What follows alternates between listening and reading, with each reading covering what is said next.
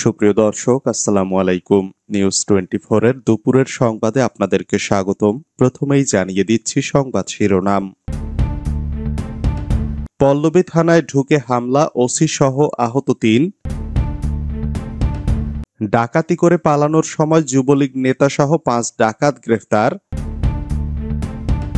পাবনায় যুবলীগ নেতাকে তুলে নিয়ে কুপিয়ে হত্যা।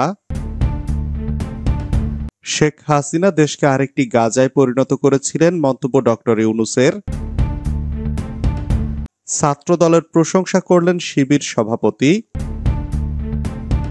ফুটবল খেলাকে কেন্দ্র করে দুই পক্ষের সংঘর্ষ, আহত ৩০। এতক্ষণ শুনছিলেন সংবাদ শিরোনাম। পুরো খবর পেতে ভিডিওটি শেষ পর্যন্ত দেখুন। সর্বশেষ সংবাদ পেতে চ্যানেলটি সাবস্ক্রাইব করুন। এবার বিস্তারিত। পল্লবী থানায় ঢুকে হামলা, ওসি সহ আহত ৩। রাজধানীর পল্লবী থানায় ঢুকে আব্দুর রাজ্জাক ফাহিম নামে এক যুবকের হামলায় ভারপ্রাপ্ত কর্মকর্তা ওসি নজরুল ইসলাম সহ ৩ কর্মকর্তা আহত হয়েছেন বলে জানিয়েছে পুলিশ। এ ঘটনায় হামলাকারী যুবক সহ ৪ জনকে আটক করা হয়েছে। সোমবার দিবাগত রাত ১:৩০টার দিকে পল্লবী থানা ডিউটি অফিসারের রুমে এই ঘটনা ঘটে। আহতরা হলেন পল্লবী থানার OC Nazrul Islam, second officer Shariful Islam ও এএসআই মোহাম্মদ নাসির। পল্লবী থানার ওসি নজরুল ইসলাম বিষয়টি নিশ্চিত করেছেন। তিনি বলেন, রাত ২টার কিছু আগে আব্দুর রাজ্জাক ফাহিম নামে এক যুবক থানায় এসে এই এলাকায় একটি মার্ডার হয়েছে বলে জানায়। এরকম ঘটনা আমার জানা নেই বললে ওই যুবক বলেন, আপনারা এটা নিয়ে লুকোচুরি করছেন কেন? আপনার ডিউটি অফিসার জানে। তখন ওই যুবককে নিয়ে ডিউটি অফিসারের রুমে যাই। সেখানে অন্য সেবা প্রত্যাশীরাও জানিয়েছেন এরকম ঘটনা তাদের জানা নেই। ওসি বলেন, পরে ওই যুবকের পরিচয় জানতে চাইলে অনিচ্ছা প্রকাশ করেন। তখন আমি তাকে হাত ধরে নিয়ে যেতে চাইলে তিনি অতর্কিতভাবে আমাকে কিল ঘুষি মারতে থাকেন। তখন এএসআই নাসির তার ঠেকাতে এগিয়ে গেলে ওই যুবক তার একটি আঙুল ভেঙে দেন। এছাড়া সেকেন্ড অফিসারের কপালে ঘুষি মারেন। পরে আমরা তাকে আটক করি। তিনি বলেন, আটকের পর ওই যুবক জানায় বাইরে একটি গাড়িতে আরো ৩ জন রয়েছেন। পরে তাদের জিজ্ঞাসাবাদ করলে তারা গাজীপুর থেকে এসেছেন বলে জানান। রাতে তারা ঘুরতে বেরিয়েছেন বলেও জানান। পরে আমরা ওই ৩ জনকেও থানায় নিয়ে আসি। হামলাকারী আব্দুর রাজ্জাক ফাহিমের বাড়ি গাজীপুরেই। ডাকাতি করে পালানোর সময় যুবলীগ নেতা সহ ৫ ডাকাত গ্রেফতার। ডাকাতি শেষে পন্টু সহ ভেকু মেশিন নিয়ে নদীপথে পালানোর সময় ২টি দেশীয় পিস্তল সহ যুবলীগ নেতা ও সন্ত্রাসী রাইফেল মহিউদ্দিন সহ ৫ ডাকাত গ্রেফতার হয়েছে। এ সময় ২টি দেশীয় পিস্তল, ৩৭ রাউন্ড গুলি, ম্যাগাজিন এবং বেশ কিছু ধারালো অস্ত্র উদ্ধার করেছে বরিশালের নাজিরপুর নৌ পুলিশ। সোমবার সকালে মুলাদী উপজেলার চর কালেখান ইউনিয়নের দক্ষিণ লক্ষ্মীপুর এলাকার আরিয়ালখা নদ থেকে তাদের গ্রেফতার করা হয়। ডাকাতি করা একটি খনন যন্ত্র ও পন্টু সহ ২টি ট্রলার যোগে পালাচ্ছিলেন তারা। পাবনায় যুবলীগ নেতাকে তুলে নিয়ে কুপিয়ে হত্যা। পাবনার সাঁথিয়া উপজেলায় আমিরুল ইসলাম মাস্টার নামে এক যুবলীগ নেতাকে কুপিয়ে হত্যার অভিযোগ উঠেছে প্রতিপক্ষের বিরুদ্ধে।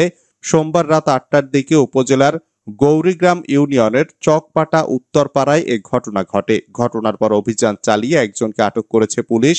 বিষয়টি নিশ্চিত করেছেন সাঁথিয়া থানার ভারপ্রাপ্ত কর্মকর্তা সাইদুর রহমান। শেখ হাসিনা দেশকে আরেকটি গাজায় পরিণত করেছিলেন, মন্তব্য ডক্টর ইউনূসের। ছাত্র জনতার দুর্বার আন্দোলনের মুখে সাবেক প্রধানমন্ত্রী শেখ হাসিনার পতনের পর বাংলাদেশের নেতৃত্বভার গ্রহণ করেছেন ডক্টর মোহাম্মদ ইউনূস। তখনকার পরিস্থিতির বিবরণ দিতে গিয়ে তিনি বলেছিলেন যে শেখ হাসিনা দেশকে আরেকটি গাজায় পরিণত করেছিলেন। ব্রিটিশ গণমাধ্যম দ্য গার্ডিয়ানকে দেয়া এক সাক্ষাৎকারে প্রধান উপদেষ্টা এই মন্তব্য করেছিলেন। সাক্ষাৎকারটি সোমবার প্রকাশ করে। প্রকাশিত সাক্ষাৎকারের ভূমিকায় বলা হয়, জুলাই অভ্যুত্থানের পর ডক্টর মোহাম্মদ ইউনূস যখন বাংলাদেশে আসেন তখন এক বিষণ্ণ পরিস্থিতির মুখোমুখি হতে হয়েছে তাকে। তখন রাস্তাঘাট ছিল রক্তে ভেজা। পুলিশের গুলিতে নিহত হয়েছিল সহস্রাধিক বিক্ষোভকারী ছাত্র জনতা। নৃশংসতা থেকে বাদ পড়েনি নিষ্পাপ শিশুরাও। দীর্ঘ ১৫ বছরের কর্তৃত্ববাদী শাসনের পর ছাত্র নেতৃত্বাধীন এক বিপ্লবে শেখ হাসিনা ক্ষমতাচ্যুত হন। এরপর তিনি হেলিকপ্টারে চড়ে দেশ ছেড়ে পালিয়ে যান। এ সময় দেশের হাল ধরেন ডক্টর মোহাম্মদ ইউনূস। তিনি নোবেল বিজয়ী। বহু আগেই রাজনৈতিক উচ্চাকাঙ্ক্ষা ত্যাগ করেছিলেন, তবু হাসিনা তাকে রাজনৈতিক হুমকি হিসাবে বিবেচনা করতেন। ফলে বছরের পর বছর তাকে হাসিনার নিন্দা ও নির্যাতন সহ্য করতে হয়েছে। যখন ছাত্ররা তাকে বাংলাদেশে গণতন্ত্র পুনরুদ্ধারের জন্য অন্তর্বর্তীকালীন সরকারের নেতৃত্ব দিতে আহ্বান জানায়, তিনি এতে রাজি হয়ে দেশে চলে আসেন। দায়িত্ব নেয়ার সময়কার বাংলাদেশের অবস্থা তুলে ধরে ডক্টর ইউনূস গার্ডিয়ানকে বলেন, শেখ হাসিনা যে ক্ষতি করে গেছেন তা ছিল অভূতপূর্ব ও অপূরণীয়।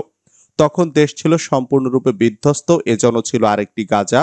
অবশ্য এখানে ভবন ধ্বংস করা হয়নি, ধ্বংস করা হয়েছে সব ধরনের প্রতিষ্ঠান, নীতি, মানুষ ও আন্তর্জাতিক সম্পর্ক। হাসিনার শাসনামল ছিল অত্যাচার, সহিংসতা ও দুর্নীতিতে পরিপূর্ণ। জুলাই ও আগস্ট মাসে তার দমন পীড়নের শিকার হয়ে ১৪০০ জনের বেশি ছাত্র জনতা নিহত হয়। এ সময় পুলিশের যে সহিংস দমন পীড়ন ছিল, জাতিসংঘের মতে তা মানবতার বিরুদ্ধে অপরাধ হিসাবে গণ্য হতে পারে। হাসিনার আমলে জনরোষ ও ফৌজদারি অভিযোগের মুখোমুখি পুলিশ সদস্যরা তাদের পদে ফিরে যেতে অনিচ্ছুক। ছাত্র দলের প্রশংসা করলেন শিবির সভাপতি। বাংলাদেশ জাতীয়তাবাদী ছাত্র দলের এক কর্মসূচি নিয়ে সংগঠনটির প্রশংসা করেছেন বাংলাদেশ ইসলামী ছাত্র শিবিরের সভাপতি জাহিদুল ইসলাম। সব ছাত্র সংগঠন ভালো কাজের প্রতিযোগিতা করবে এমনটাই আশা করেন শিবির সভাপতি। শনিবার রাতে ছাত্র দলের কর্মসূচির প্রশংসা করে নিজের ভেরিফাইড ফেসবুক পেজে পোস্ট করেন জাহিদুল ইসলাম। পবিত্র মাহে রমজান উপলক্ষে হিফজুল কুরআন ও কোরআন তেলাওয়াত প্রতিযোগিতার আয়োজন করছে বাংলাদেশ জাতীয়তাবাদী ছাত্র দল। আগামী ১৬ই মার্চ ঢাকা বিশ্ববিদ্যালয়ে এর চূড়ান্ত পর্ব অনুষ্ঠিত হবে। বিজয়ীদের জন্য থাকবে পুরস্কার ও সম্মাননা ক্রেস্ট। শনিবার ছাত্র দলের ভেরিফাইড ফেসবুক পেজে এই আয়োজনের কথা জানানো হয়।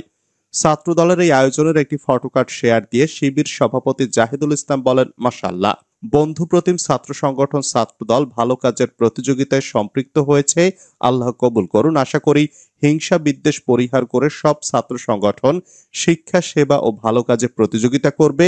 অনেক দোয়া ও শুভকামনা। ফুটবল খেলাকে কেন্দ্র করে দুই পক্ষের সংঘর্ষ, আহত ৩০। ব্রাহ্মণবাড়িয়ার নাসিরনগরে ফুটবল খেলাকে কেন্দ্র করে দুই পক্ষের সংঘর্ষে নারী ও শিশু সহ উভয় পক্ষের প্রায় ৩০ জন লোক আহত হওয়ার খবর পাওয়া গেছে।